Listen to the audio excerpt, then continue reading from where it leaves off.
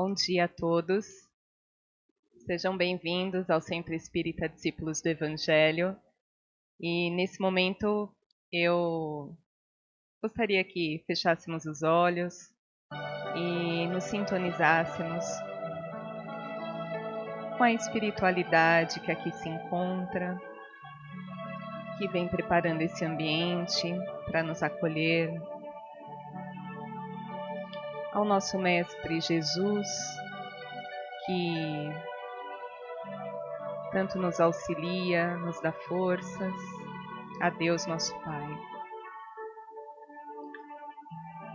E assim, vamos fazer a oração que Jesus nos ensinou.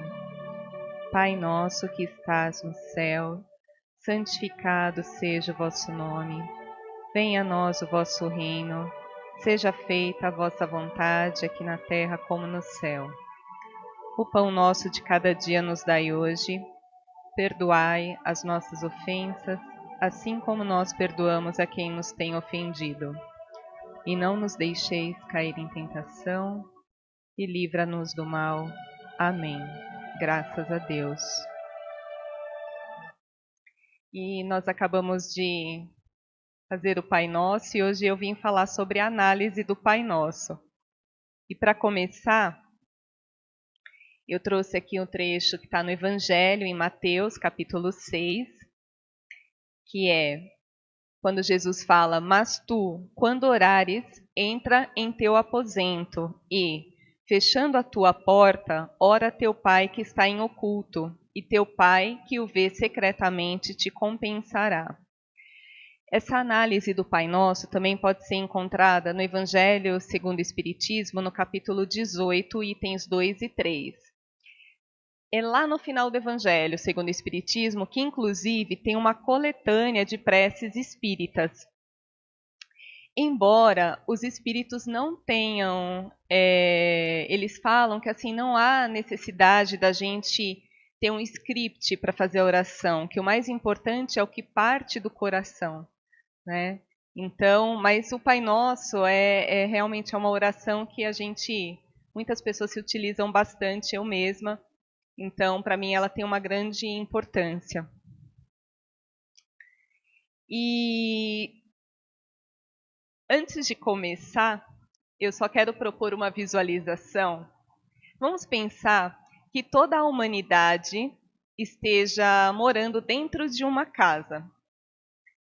E essa casa, ela tem várias janelas, muitas janelas. E toda a realidade que está fora dessa casa é o que a gente vê de realidade. Tudo que está fora, a paisagem, tudo que acontece ali fora das janelas é o que a gente enxerga. Só que cada um tem uma janela para ver. Tá? Então, o que eu vou passar hoje, eu estou mostrando a minha janela. Porque a oração do Pai Nosso ela é muito individual. Cada um sente, percebe de uma forma.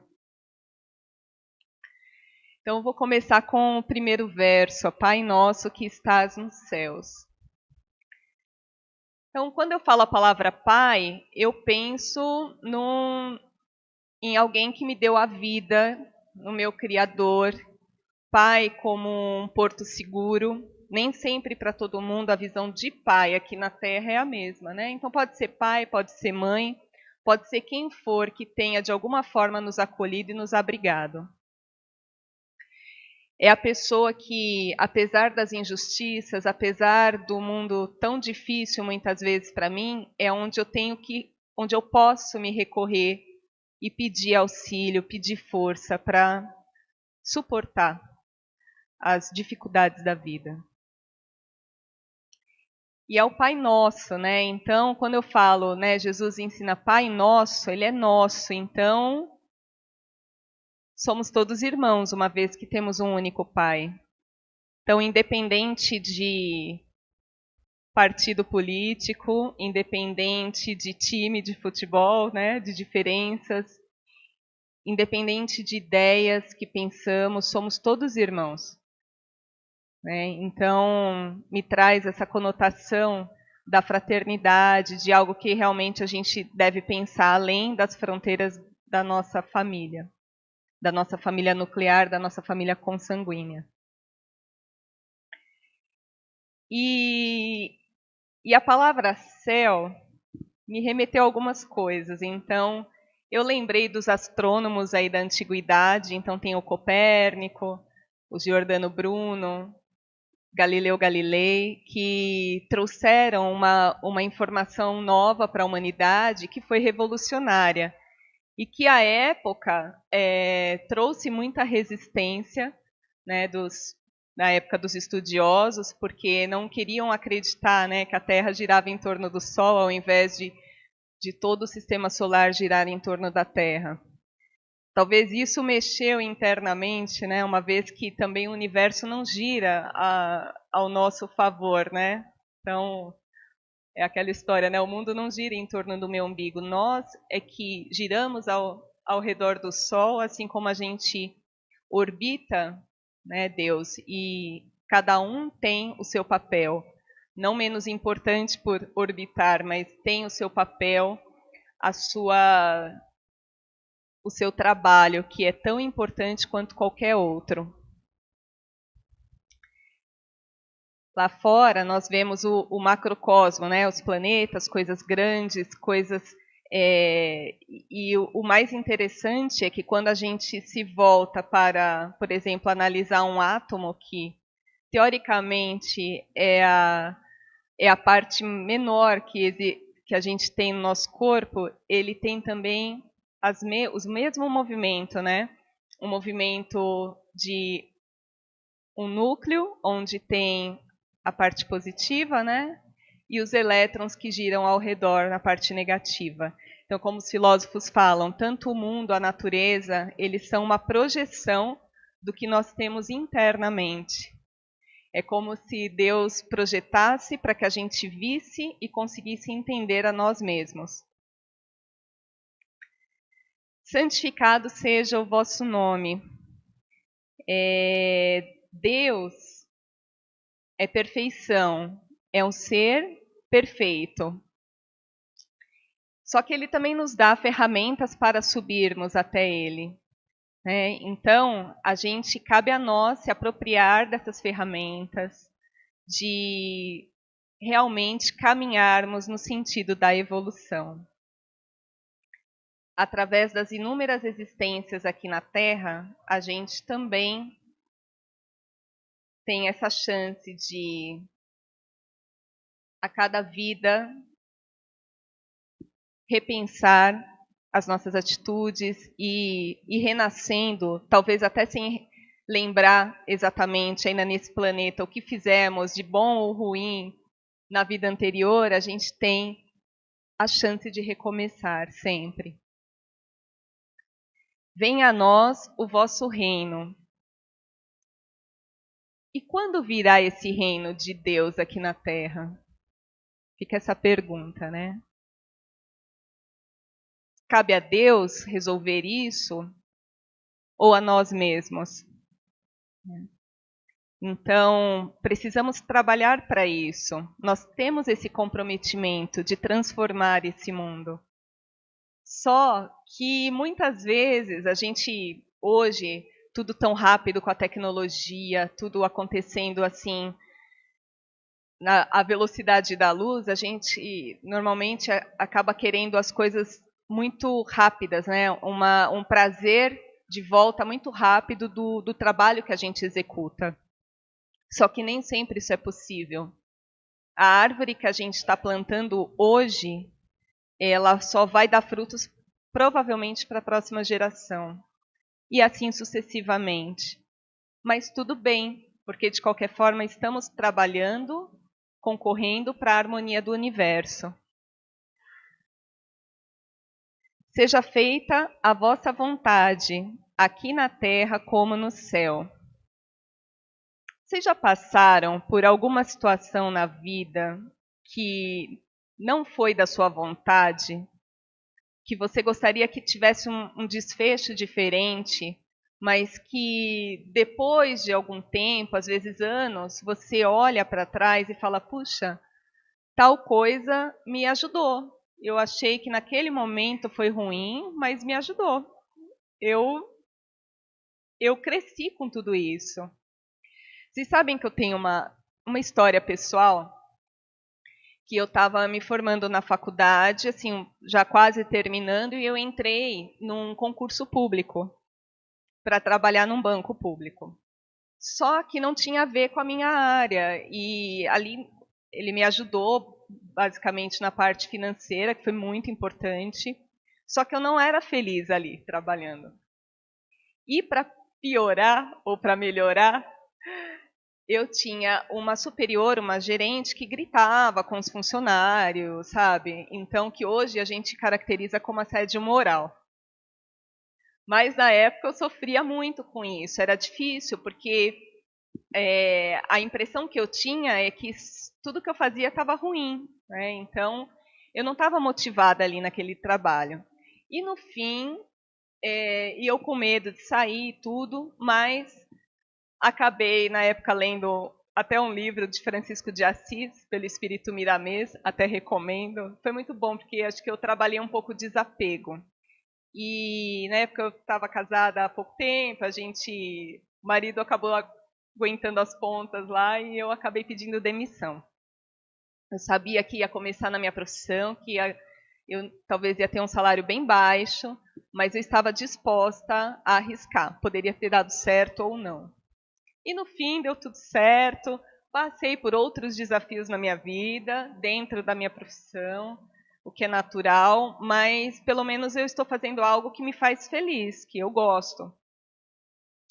E aí, agora eu estou fazendo um curso de especialização e encontrei uma amiga que se formou comigo e também trabalhava num banco público, só que ela ficou 15 anos lá, porque lá ela tinha as facilidades. A mãe dela foi aposentada lá, ela acabou entrando na agência que a mãe trabalhava, ela foi super bem acolhida. Quando ela cansou de lá, a mãe dela conseguiu transferi-la para outro setor, para ela ficar mais tranquila, mas ela nunca foi feliz ali. E até que um dia o marido dela falou assim para ela, olha, sai. E aí ele falou assim, ali é como se fosse assim, um marido que bate na mulher.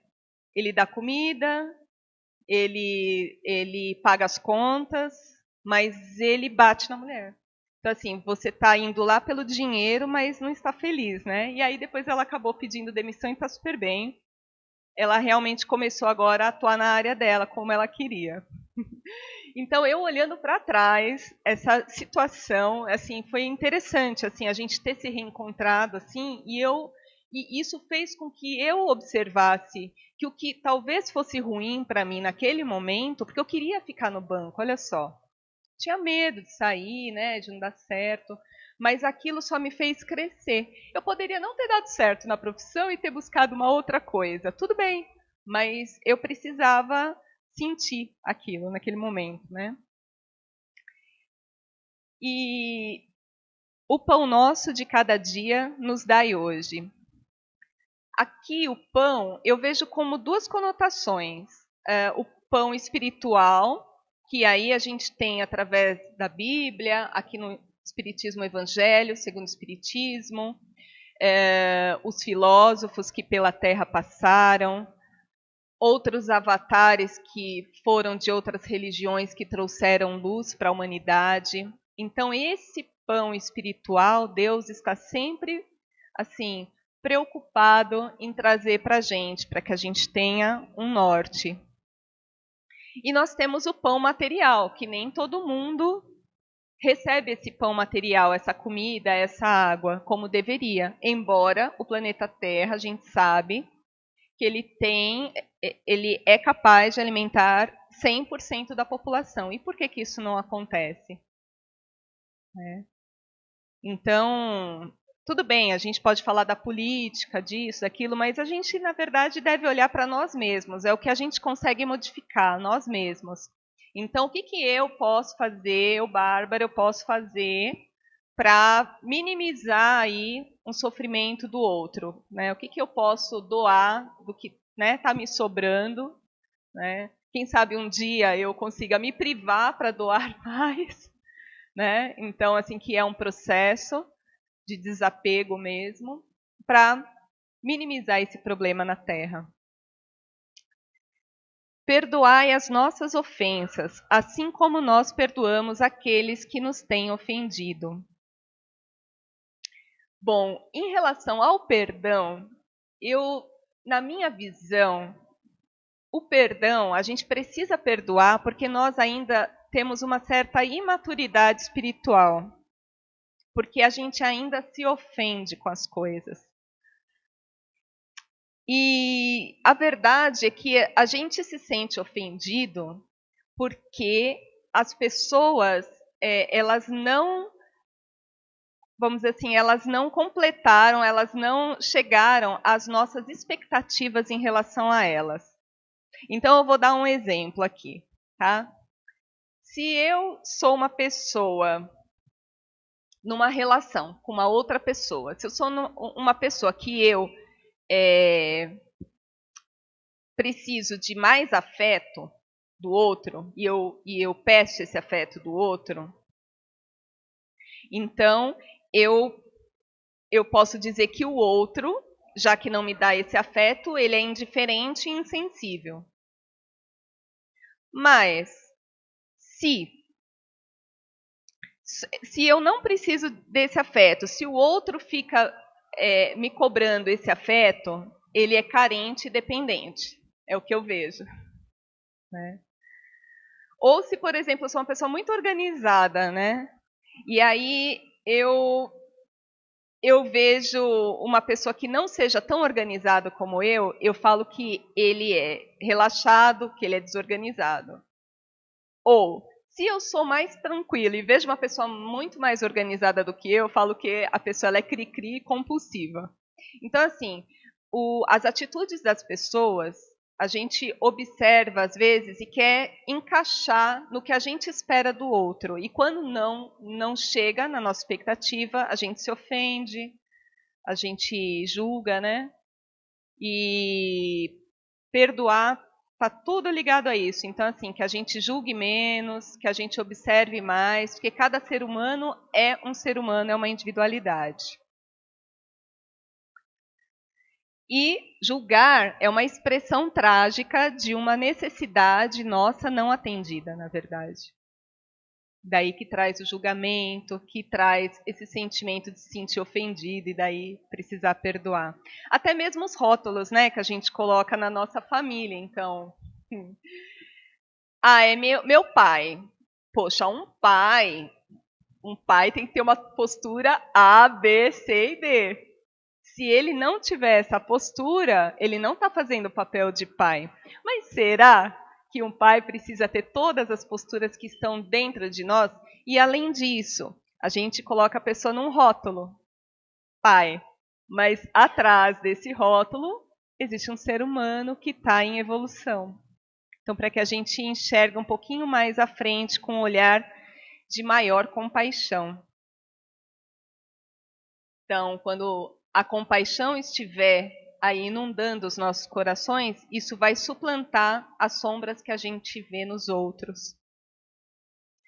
E não nos deixeis cair em tentação. Aqui eu vejo a tentação como uma resistência interna, sabe? Nós temos o potencial da perfeição. Só que é aquela resistência que não deixa a gente levantar um pouco mais cedo da cama para fazer uma atividade diferente.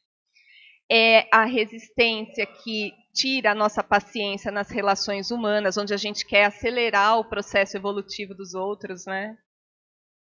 A resistência, ela nos traz, ela não nos deixa colocar as nossas ideias criativas em ação. Para mim, tudo isso é a tentação, são essas resistências internas, né? Que nos traz distrações de toda a ordem e nos tira do nosso real objetivo aqui no planeta. A resistência é aquela que culpa o governo, o chefe, né? O país, né? Então, o convite é para que assumamos a responsabilidade das nossas atitudes, que a gente segure o leme da nossa vida, independentemente do universo ao nosso redor. Nós somos capazes disso. E livra-nos do mal. Amém. O mal eu vejo como a ausência do bem. Então, onde tem sombra é porque não há luz. A partir do momento que a luz ela chega, a sombra se desvai. E eu acredito que a gente vê o mal no outro porque talvez a gente ainda não tenha o bem muito bem instalado em nós. Então é como se fosse um programa de computador, né? Se eu preciso abrir o programa do Word lá, eu preciso ter o Office lá da Microsoft instalado, não é? Porque senão eu não consigo abrir o arquivo. Então, a partir do momento que a gente instala o bem em nós, a gente consegue enxergar o bem no outro. Uma pessoa que fazia isso muito bem era Chico Xavier. Ele tinha assim uma visão geral da pessoa. Ele tinha uma mediunidade que ele enxergava a pessoa como ela era, mas ele pegava ali aquele pedacinho de bem que ela tinha e ele mostrava para ela, olha você, e falava, e as pessoas saíam enlevadas, muito felizes da conversa com ele. Então, o convite é para que a gente instale o bem dentro de nós, para que a gente consiga se surpreender, inclusive, em ver o bem no outro, em ver o quanto de potencial as outras pessoas têm e são capazes. E assim, vou pedir novamente, quem quiser fechar os olhos, para fazermos as vibrações e a prece final.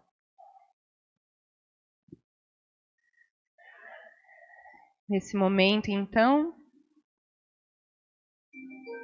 vamos vibrar para todo o nosso planeta, pedindo luz e entendimento, vibrando pelos países que estão em conflitos,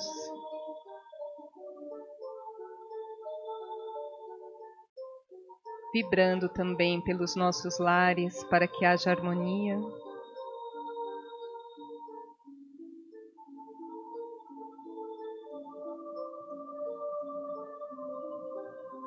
Vibremos pelas pessoas que nesse momento passam fome, dificuldades.